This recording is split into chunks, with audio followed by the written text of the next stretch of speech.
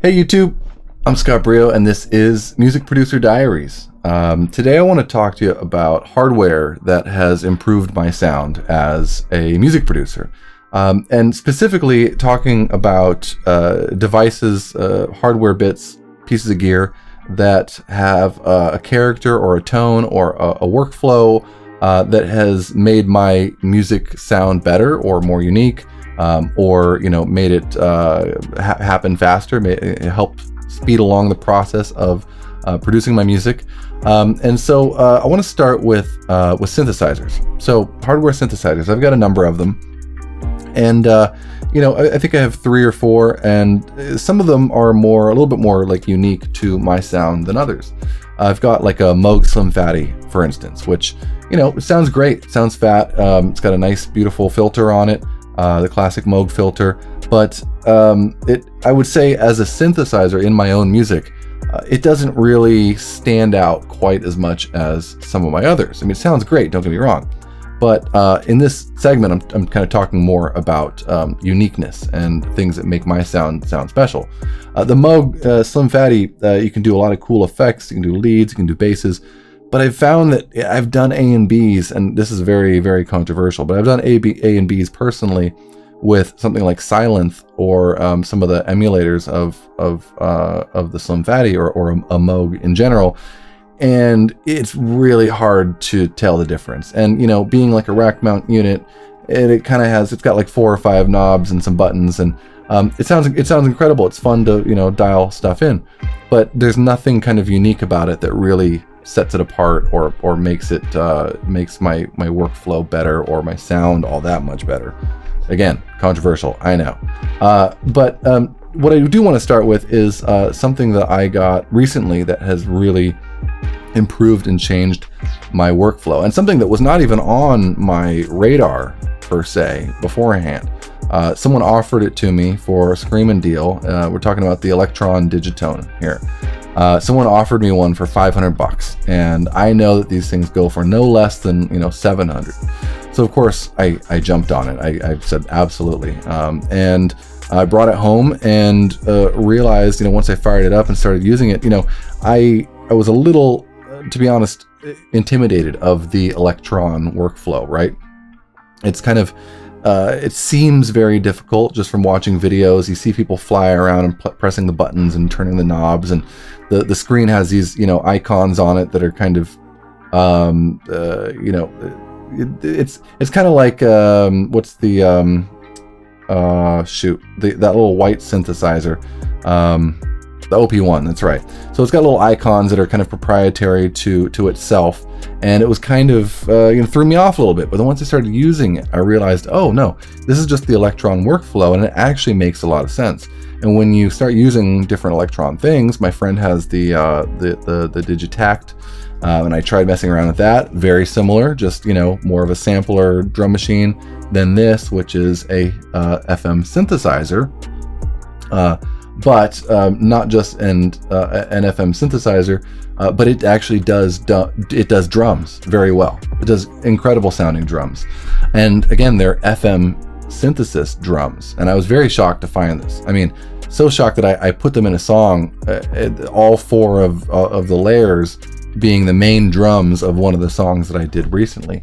And because it's synthesis, you're able to pitch them up and down, on the keys or on a keyboard or pads or whatever, and it doesn't degrade the sound at all because it is being synthesized in real time.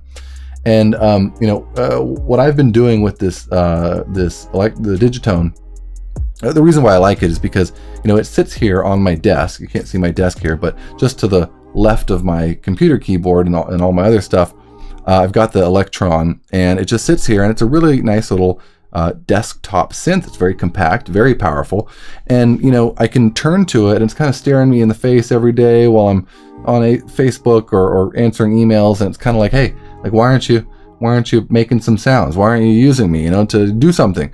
And so that's what I do. I because it's right there, it's a very obvious thing, and I stare at it and I turn it on and they make sounds. I'll make 10 sounds one day. I'll make 15 sounds and then, save them. And, if I'm tired or something, I'll just make sounds and do some synthesis on there and save that for later, kind of segment up, what you can do depending on how much energy you have.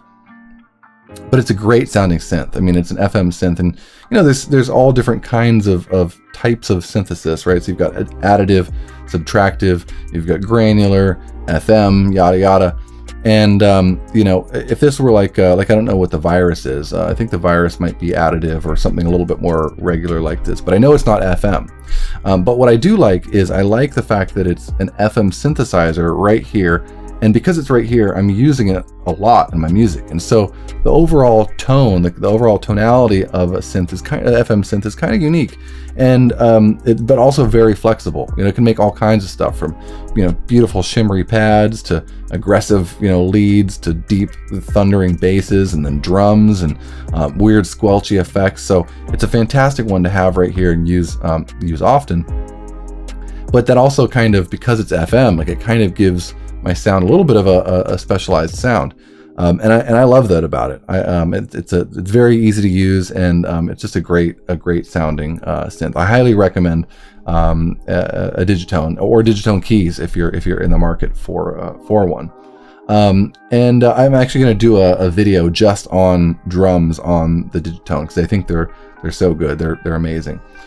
So that's the Digitone, probably my, I was going to mention too, the fact that it's FM, and you get something like a Yamaha DX7, those older ones, they're really hard to program, right? A lot of times you had to have like a box that you would plug into the back of the keyboard, and you could finally have sliders and stuff, so you didn't have to, use a lot of those older keyboards had a really small screen, 4 or 5 buttons, and that's all you got to synthesize sound. So they were a nightmare to use. So this thing, the Digitone, is really just a dream to use. So that's one of my hardware synths that I'm a really big fan of and use a lot. The other is the Dave Smith Instruments Polyevolver. They now changed their company name to Sequential. But the Polyevolver was, a keyboard, I think came out around 2001, maybe 2003, and lasted until about 2008. So kind of a limited, year run there for when they made it. But it's a beautiful synthesizer, and very unique in the sense that it kind of has this like harsh digital sound to it. If you're not careful, it can get away with you real quick, or get ahead of you. But it can do a lot of things. It's not quite as flexible as something like the Digitone, but you can do these crazy gnarly bass growls or deep basses. It's got a self-oscillating filter, and it's really cool. I mean, you've got 3 filters on it, so you've got 3 envelopes, sorry. One envelope that's kind of just for whatever you want to assign it to, and then you've got an amp envelope and a filter envelope, and this is a hybrid synthesizer. So you've got 2 digital, 2 analog oscillators that you can make do whatever you want. You've got a bank of LFOs, 4 different LFOs, and 4 other modulation slots.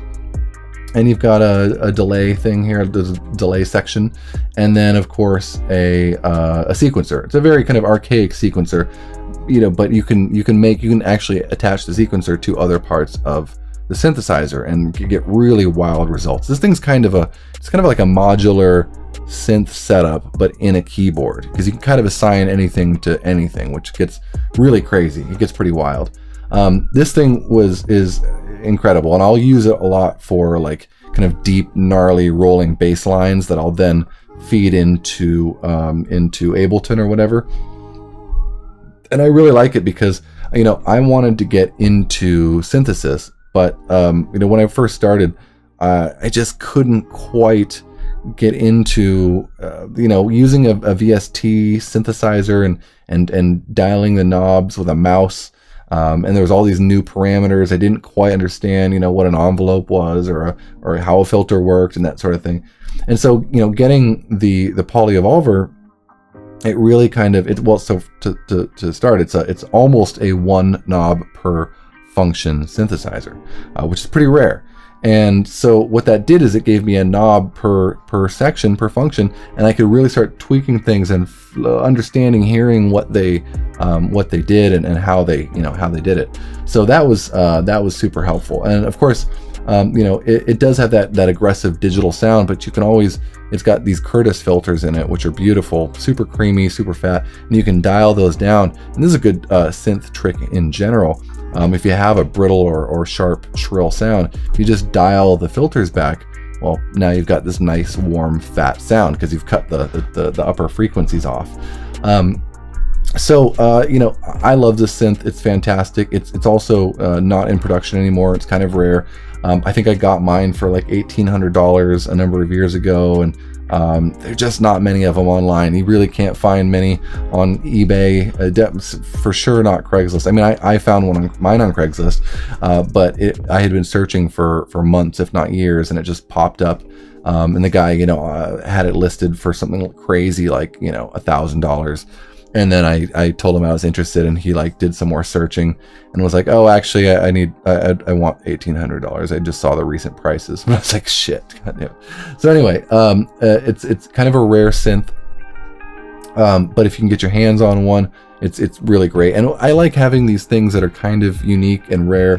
Hard to get, because what it ensures is that you have something that you can use to make your sounds with that not everybody has, right? Because in the days of having VSTs that anyone can download, it just makes it so that, and especially if you're using a ton of presets with that, your sound gets a little bit more regular, something that anybody can have access to.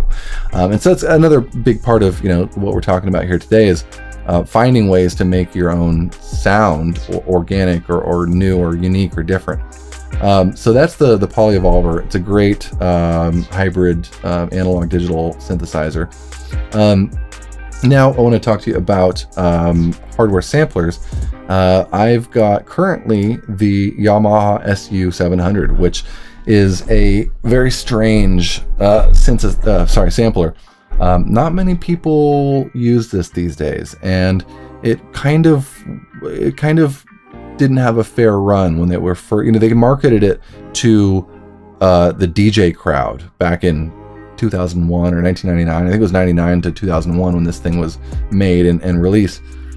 And they marketed it to the DJ crowd. So when you went into Guitar Center or whatever, it would be there next to the turntables and that sort of thing. It wouldn't be in the recording section where you'd have the synths and the MPCs and drum machines and all that.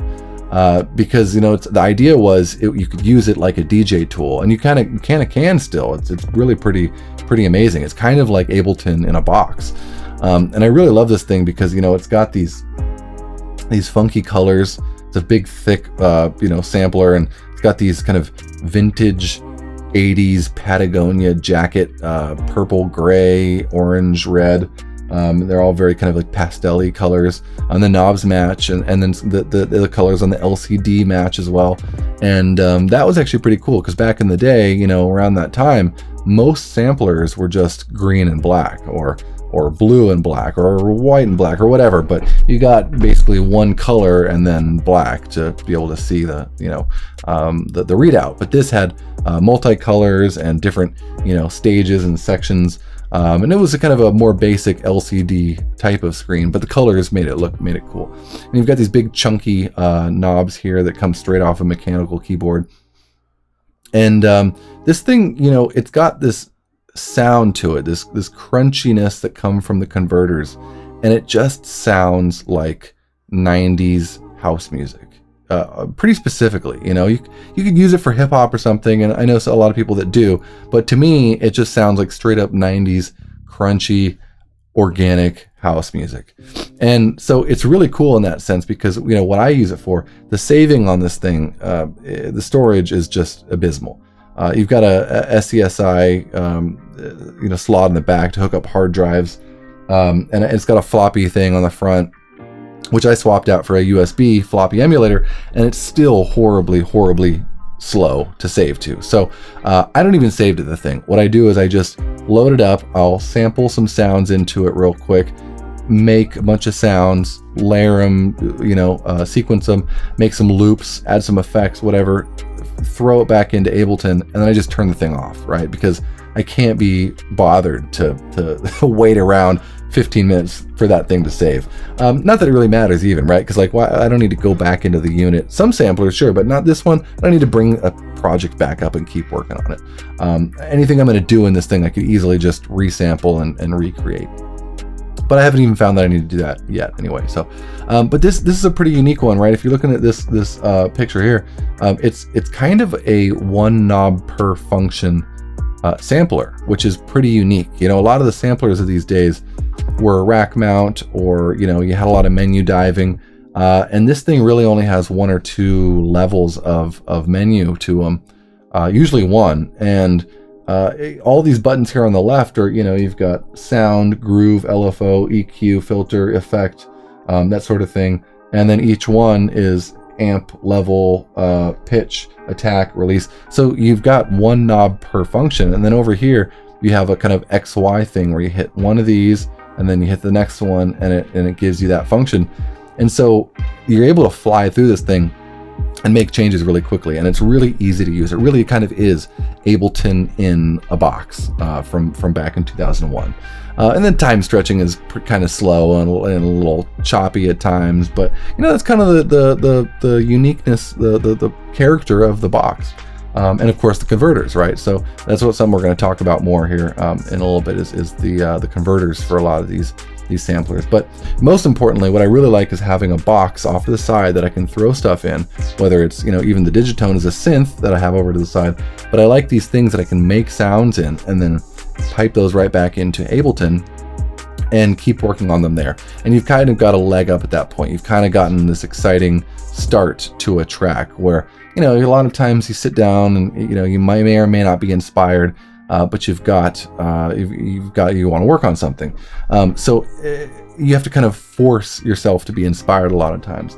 And I find that with, having a sampler or a synth that you can make stuff in first and then put it in, especially if it has its own sequencer in it, you can really create some exciting stuff and kind of be off to a good start there. So that's the Yamaha Su700, very unique, kind of rare one. Really no one uses them. I think you can find them for between $200 to $300, maybe $400. Pretty cheap. So give that a check out.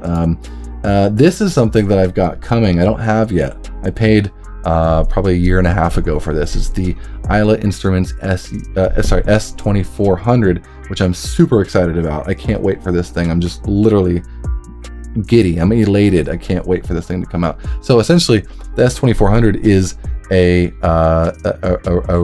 recreation of sorts, an inspired drum machine sampler of taking inspiration from the EMU SP1200, maybe the most iconic sampler of the late 80s, 90s, and 2000s, even up until today.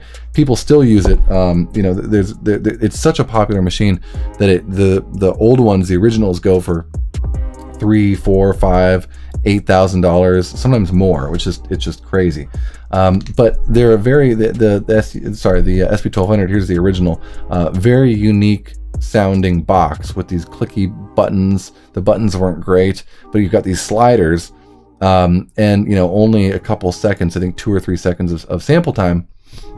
But because of that, what people would do is they would pitch up their sample that they're going to take on their turntable, and then pitch it back down in the machine. And what that would do is create this aliasing effect, crunch, if you want to call it that, from the conversion in the box, and it gave it this very, very unique sound. And so Brad from Isla Instruments has done that here with the S2400. It's kind of a modern take on that old school sampler that, the old one took forever to load and save, and you had floppy disks again.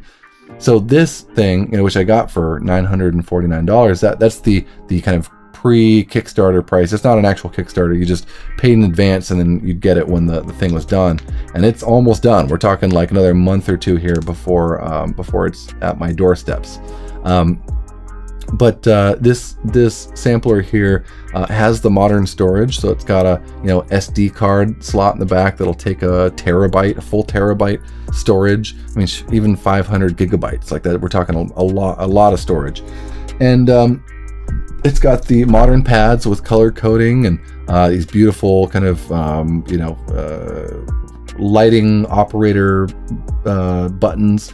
Which are very, clicky and chunky to hit, which is great. A nice, nice waveform here on a digital readout, and really nice analog filters and some digital filters. So stuff like this. Again, we're talking about things that make your workflow exciting and fun and unique. And this is really going to be a big part of my sound going forward. Once I have it, it's kind of going to take the place of this SU700. As much as I love this thing, I only have so much space here. I'm in my little San Francisco box, which is my room. I've got my bed and like my studio stuff, very classic for San Francisco. Don't get me wrong, I love it, but you only have so much space, right? And so I'll probably put the SU700 aside, make the S2400 my main sampler. So that's hardware samplers. That's another big part of my sound and things that have improved my sound and my workflow. This is what I started. I wanted to show you a couple of these samplers. So I started with a Ensoniq ASR10 way back in 2001, and I had a version of Fruity Loops, and I just couldn't gel with it. It was too much, having not made any music at all, and known anything about recording or anything. Fruity Loops was too much. There's too many things going on. So I saved up and I bought, when I was in college, and I saved up and I bought one of these ASR10s because I had read that the Living Legends had used that to create a good chunk of their album. And albums, multiple albums that I was super infatuated with. And so I got one, and I think I got it for like $800, and sold it for $800 many years later after using it. So really held its value there. But this thing is incredible. I mean, it's another good example of a workstation sampler that you can have off to the side and make stuff in and dump it back into your DAW. And something that's special about this machine, just had the most beautiful sounding converters. Almost anything that you fed into it sounded better than it would have or it did beforehand. So that was a great one. Of course, here's the SP1200. I would love to have one, but again, I've got the S2400 coming, so who needs it?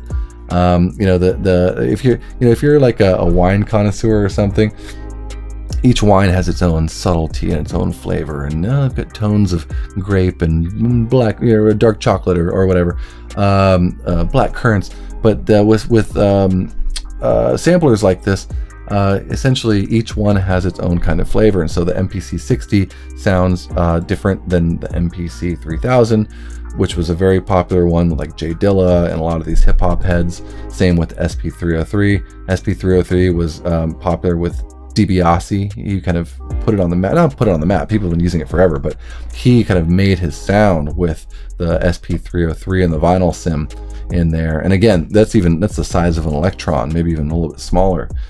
So really small desktop synths. And here's the SP404 SX, which is a slightly evolved version of the 303, a little bit better storage and that sort of thing, slightly different effects, but more or less the same box. And then you've got ones like this, like the S760, which was a digital sampler, had a very similar sound to the SP1200, but man, really, really amazing sounding sampler. But geez, it was so hard to use. I had one for a number of months, and every time I tried to use it, I was just banging my head against the wall. I even had this version that had the VGA input in the back that you could hook up a monitor to make it easier, but it did not make it easier. It was I was racking my brain, and I couldn't barely figure out how to sample stuff and layer it. So as great as it sounded, I thought, heck with it. I'm gonna sell it, and I'll wait till I get something else. I didn't have the SU700 at the time or anything else, so but neither here nor there. Great sounding one, but again, I don't keep stuff that slows down my music making process, right? Like, I have no interest, even if it sounds incredible. It's got to be easy to use, easy to access. easy to save on, and you know, or else it's going out the window. So great sounding sampler there, but not good for the workflow. I just wanted to show this off, the D16 Decimort, great sounding VST plugin that's going to emulate the sound of a lot of these samplers that I just showed. Very, very close, not 100%, because what you're missing with these VST samplers is a lot of the workflow adds to it, and the velocity that you put into the sound by hitting the pads, and the pitching, and having everything mapped onto sliders and that sort of thing. You're going to get the overall crunch with Decimort, but you're missing a lot of the other stuff. So definitely, if you just want something to crunch up your sound and give it that kind of old school digital vibe, check that out. You know, I think it's pretty cheap, but that's a great bit crusher there. And then I also wanted to, I guess the third segment here, or section of this segment, would be romplers and drum machines. So a while back, I got this thing, which is the Roland Integra 7. And this is a very strange box here. It was kind of marketed to your average Joe that was going to go play with his band in a jazz, you know, music club or something, or like a Nordstrom's, and you wanted to have a nice light MIDI controller that he could kind of bang around, plug that into something that had all of his sounds that he needed, his basses, his acoustics, and guitars, and all that, all in one place. And so that's what this thing is. It essentially it's a Rompler it's Roland's legacy Rompler that has all of the sounds from all of their other Romplers, and keyboards, the same, you know, sounds that are in the Phantom keyboard series and that sort of thing, as well as, you know, synth tones. It's got the supernatural sounds, which are multi-layered, multi-velocity, realistic instruments. So you've got basses, you've got guitars, you've got acoustics, electrics, you've got, you know, flutes and woodwinds, and, you know, vocal stabs and drums and orchestral drums, and it's just crazy the amount of stuff that this thing has, all packed into one 2-rack space unit that I have here off to the side. And you've got this cool little, you could buy a Wi-Fi dongle for it and pop that into the space in the front, and you can connect your iPad. And your iPad gives you this nice, you know, graphical user interface that you can load sounds up and you know, sift through the categories and that sort of thing. So this thing, I don't know many people that use it, to be honest. It's and it cost me everything around $1,000. I think new it was $1,800 or maybe $2,200.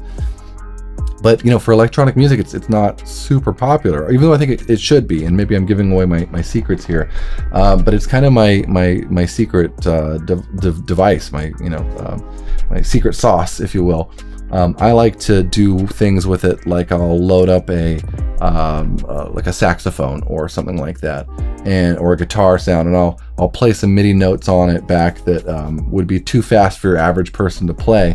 And so what you get are kind of these otherworldly sounds that kind of still sound organic and natural. And so it's a really, really cool. And, you know, I can't play very well. I can't play the keys very well, but if you can play the keys pretty well, you can get this thing to sound incredibly natural. I mean, you can get it to sound damn near like a real acoustic guitar. You could fool people if you just had it plugged into a speaker and were playing it. You know, people would walk up thinking you're playing the actual guitar.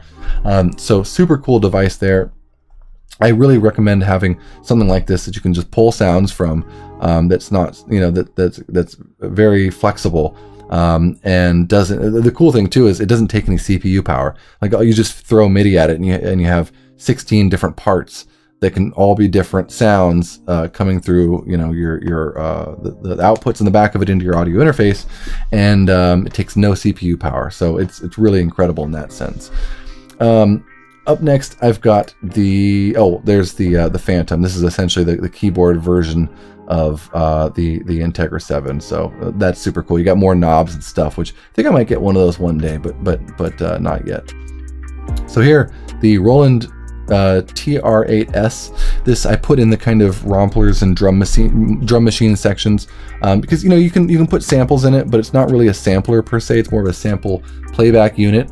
And you know, this thing is fantastic. It's basically again, a Roland legacy unit. So it's their legacy drum machine that has basically all of the old classic drum machines built into it. So the TR606, the 707, the 808, the 909, as well as a bunch of other sounds. And then they just recently did a firmware update, that adds FM tones to it that you can, blend between and do a bit of kind of basic FM synthesis in it, which was crazy and unexpected.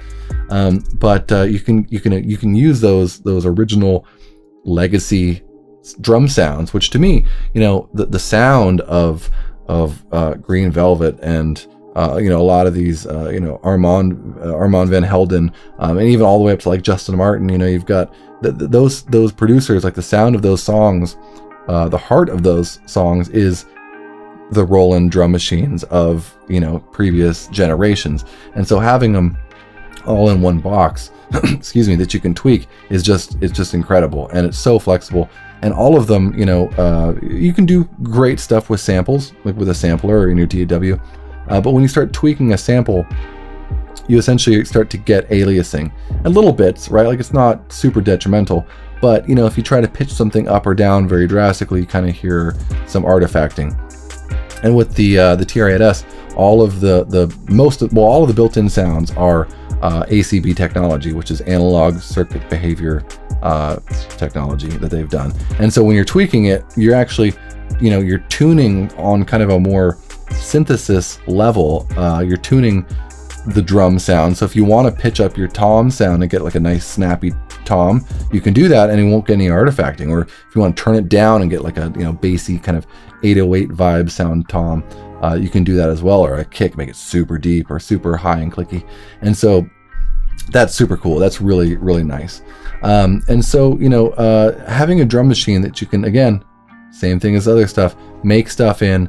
I can sit in my bed and I can put something on Netflix and crank out like beats, make one, save it, make another one, save it. And you can make all these different parts. You can make intros and outros, and you have all these different variations here. You got 8 different ones, as well as 2 fills and a scatter function. And so you can really get creative, and you can create your different parts of your song and have that in mind, and then put that into your DAW.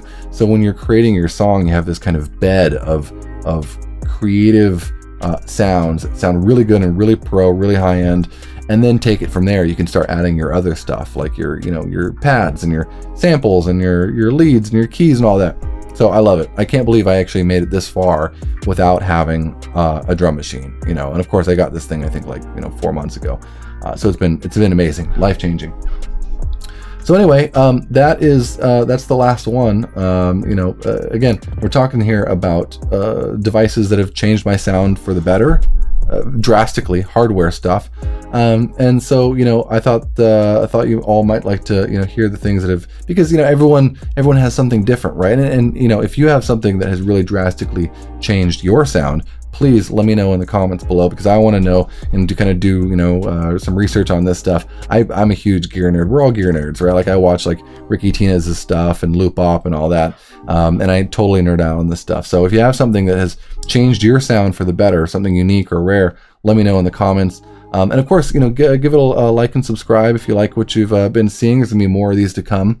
And I've kind of started doing these music producer diary things because I just want to talk about gear, and I think that you might too. And not everyone has someone that they can talk about gear with, right? Like if you don't have any music producer friends, just people on the internet, we're all just nerds. We want to talk about this stuff. So anyway, I'm Scott Brio. This is Music Producer Diaries. Thank you for tuning in, and I'll see you all on the next one.